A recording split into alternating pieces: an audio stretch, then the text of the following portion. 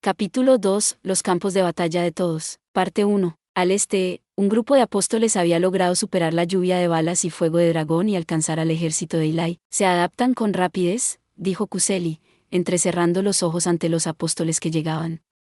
Como capitana de los caballeros de Eli, había sido puesta al mando de todo el ejército del reino para esta batalla. El enemigo se había dividido con antelación, sabiendo que una vez que cayeran bajo los efectos del campo gravitatorio se dividirían de todos modos, lo que les había permitido esquivar una mayor parte del bombardeo de las murallas al obligar a los artilleros a dividir su fuego. Además, volaban apenas por encima de las cabezas de los soldados, lo que dificultaba la puntería de los artilleros. Los francotiradores aún podían derribar a unos cuantos, por supuesto, pero eso dificultaba mucho el uso de cohetes y misiles sin causar daños colaterales. Los apóstoles también hacían llover plumas y rayos de desintegración sobre los soldados que sobrevolaban, obligándoles a mantenerse a la defensiva. Y aunque la mayoría de los soldados pudieron esquivarlos o ponerse a cubierto tras los escudos, hubo muchos que se convirtieron en polvo sin siquiera tener la oportunidad de cruzar espadas con sus enemigos. Apretando los dientes por el dolor de su pérdida, Kuseli gritó: «Somos los protectores del reino. Los defensores de los débiles. Caballeros, soldados, a las armas». Los valientes guerreros del reino respondieron con una sonora aclamación.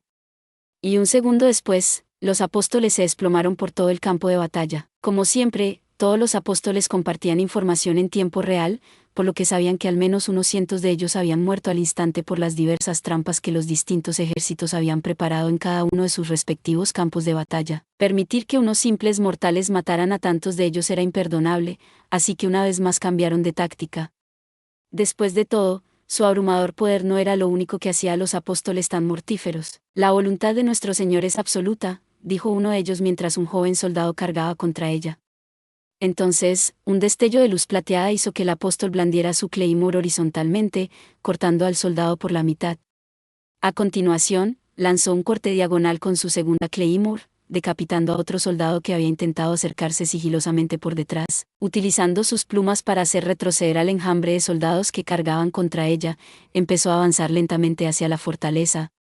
Hizo volar por los aires a cualquiera que se cruzara en su camino con magia de desintegración y bloqueó todos los hechizos entrantes con sus alas. «Ya te tengo», gritó uno de los caballeros mientras se acercaba a ella. Dos soldados se aferraban desesperadamente a sus claymores para impedir que las usara, a pesar de que al hacerlo estaban erosionando sus propios cuerpos. Sin embargo, una vez más, el apóstol se adaptó rápidamente a la situación soltando sus armas y abalanzándose sobre el caballero. Debido a lo cerca que había estado, el golpe del caballero solo tuvo la fuerza suficiente para cortarle el hombro en lugar de atravesarla. Mientras tanto, el apóstol envolvió su mano en magia de desintegración y cortó la cabeza del caballero. Al mismo tiempo, asestó una patada giratoria a otro soldado, rompiéndole el brazo, y saltó por encima de un tercer soldado que había llegado por detrás. A continuación, giró las alas en arco y atravesó la siguiente oleada de soldados que se le acercaba. A pocos centímetros del suelo, el apóstol voló hasta donde estaban sus claymores y las recogió. Algunos soldados consiguieron asestarle golpes de puntería, pero ella no hizo caso de los arañazos y contraatacó sin piedad. Ahora que el apóstol ya no podía confiar en sus prepotentes estadísticas, se vio obligada a utilizar las mismas artes marciales que los humanos habían ideado para arañar la victoria mientras su cuerpo se iba desgastando poco a poco con numerosos coletazos. Normalmente, nunca se rebajaría a un método de lucha tan rastrero, pero las circunstancias la habían obligado a utilizar todas las herramientas a su alcance para ganar.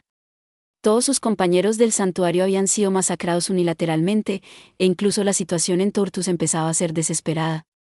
Los apóstoles ya no podían permitirse el lujo de sumir a las razas mortales en la desesperación antes de matarlas. «Maldita sea, estas zorras aladas son demasiado fuertes.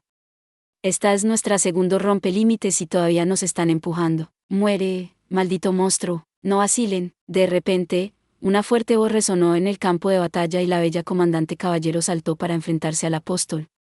La mayoría de la gente no se había acostumbrado a las botas artefacto encantadas con aerodinámica que Hajime les había proporcionado, pero ella ejecutaba un salto mortal tan magistralmente fluido con ellas que resultaba difícil creer que solo llevara un día usándolas.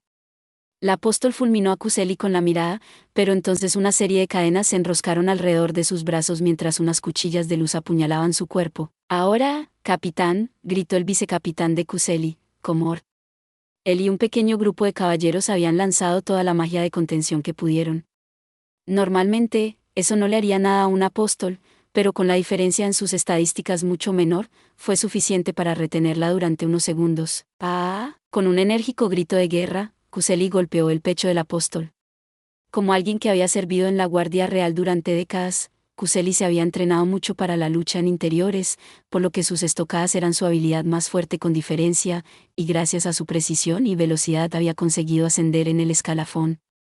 Con sus estadísticas ahora significativamente mejoradas, su empuje era lo suficientemente rápido como para ser confundido con un rayo de luz. «Pac, es la venganza por la última vez», dijo Kuseli cuando su estoque atravesó el núcleo del apóstol. Y cuando volvió a sacar el estoque, utilizó uno de sus artefactos para amplificar su voz y gritar: «Agárrense, hombres. Recuerden por quién luchamos, aguanten hasta el final por el bien de su futuro». Por el futuro, el discurso de Kuseli, combinado con el hecho de que acababa de matar a un apóstol, logró reunir a los soldados. Se lanzaron sobre el resto de los apóstoles con más ferocidad que nunca. «Ha sido un discurso espléndido, Kuseli.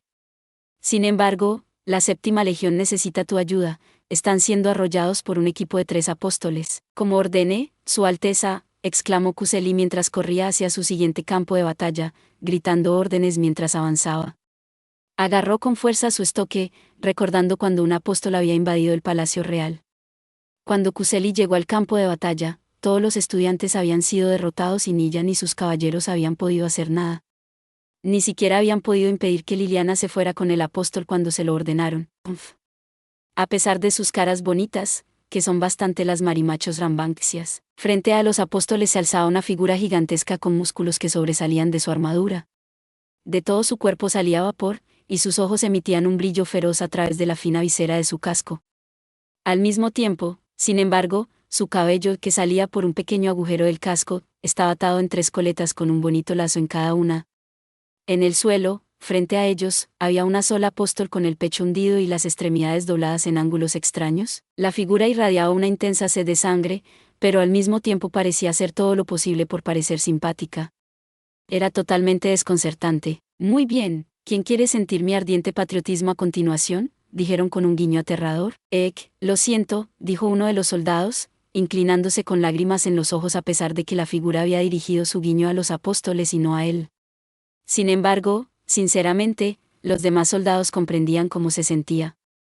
La abrumadora presencia del gigante era lo bastante poderosa como para hacer dudar incluso a los apóstoles. Los 2 que quedaban retrocedieron involuntariamente unos pasos. De hecho, parecían incluso más temerosos que cuando se enfrentaron a Hajime. Desafortunadamente, su miedo les cegó ante el hecho de que otros 2 gigantes ya habían conseguido rodearles por detrás. «Te atrapé». Los 2 apóstoles se giraron horrorizados. Ambos estaban siendo sujetados por brazos lo suficientemente gruesos como para apretarlos hasta hacerlos papilla.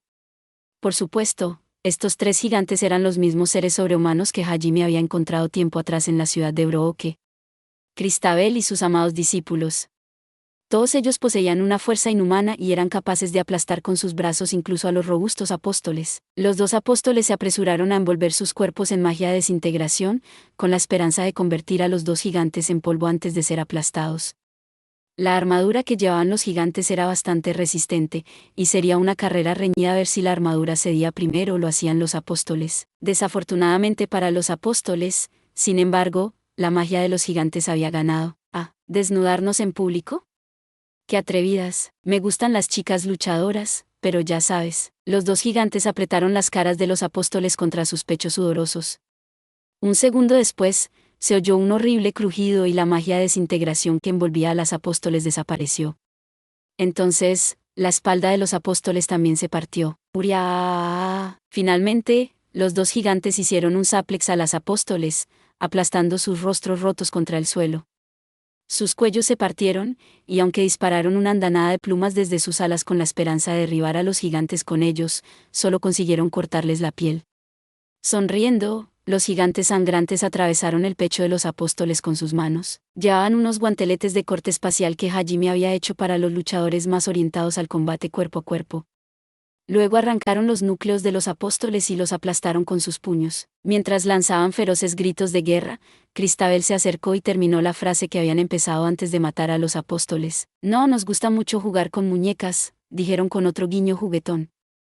Luego miraron a otra apóstol que intentaba pasar volando junto a ellas y llegar a la fortaleza. «NGH, pensar que quedaban otros irregulares por aquí». El apóstol podría haber seguido volando, pero en lugar de eso, aterrizó y se preparó para enfrentarse a Cristabel.